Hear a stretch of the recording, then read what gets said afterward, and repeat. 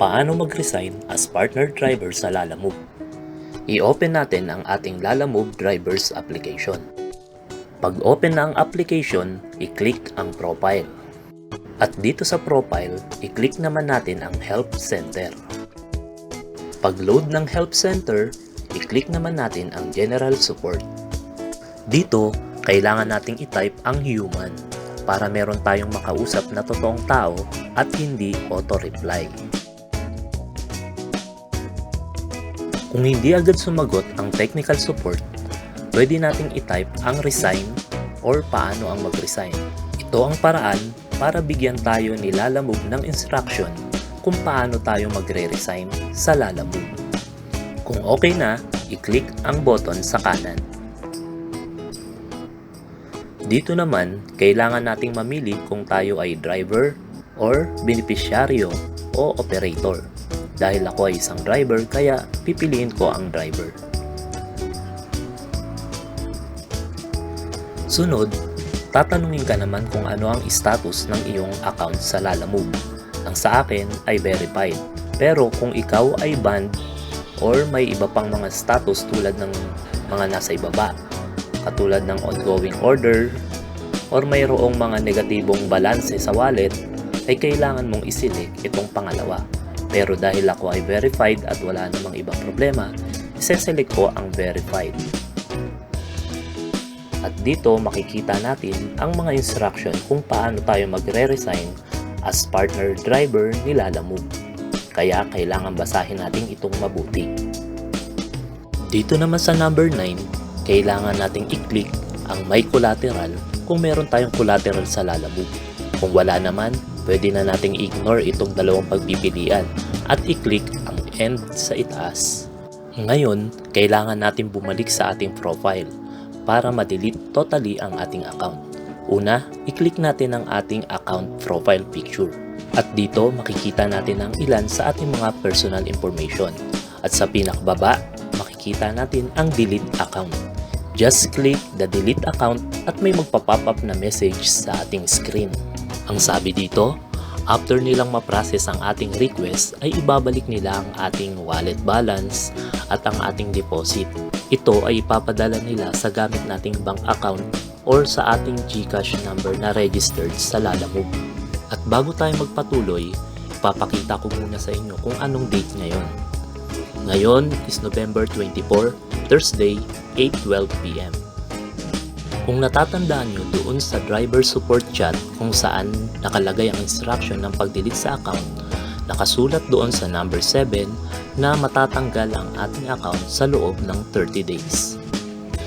Kaya ngayon, mag-uumpisa na tayong mag-countdown once na-click na natin itong delete button. Ngayon, pwede na natin i-click itong continue deletion button. At magpapadala ito ng 4-digit codes for verification sa ating Lalamove cellphone registered number. Ilagay lang natin dito ang 4 digits code na pinadala ni Lalamove at i-click ang done.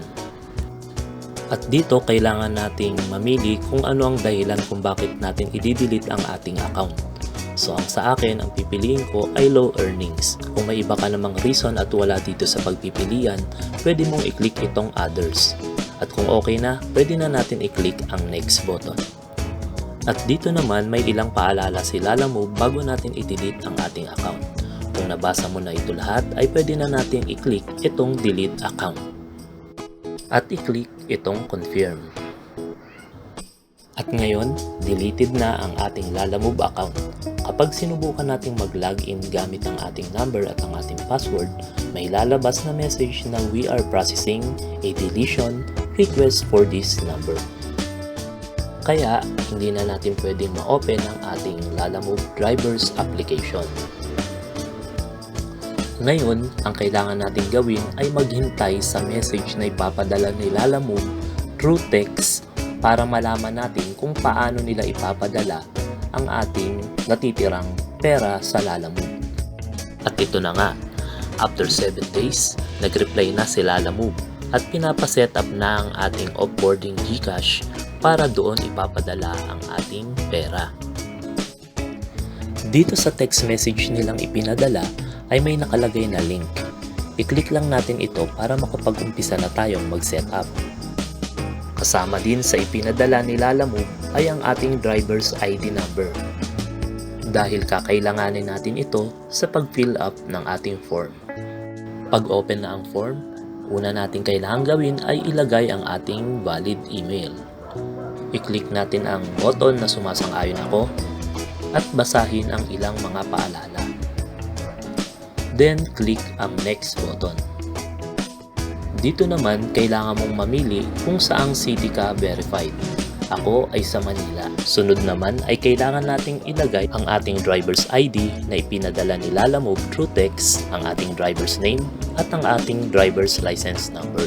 Dito sa ating driver's license number ay kailangan nating sundan ang format na nandirito sa ibinigay nilang sample image. At dito sa pinakaibaba, kailangan nating mamili kung tayo ba ay partner driver or hindi partner driver.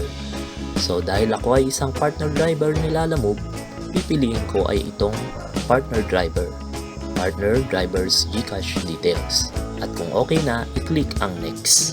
At dito sa susunod na form ay kailangan nating kumpletuhin ang lahat ng details at kailangan nating sundan ang guide or instruction na ibinibigay ni Lalamove. Kung nasundan nating mabuti ang mga instructions, hindi tayo magkakaroon ng problema. At ngayon, pwede na nating i-click ang submit button at magpapadala si Lalamove ng email sa atin about dito sa form na pinilapan natin para meron tayong kopya.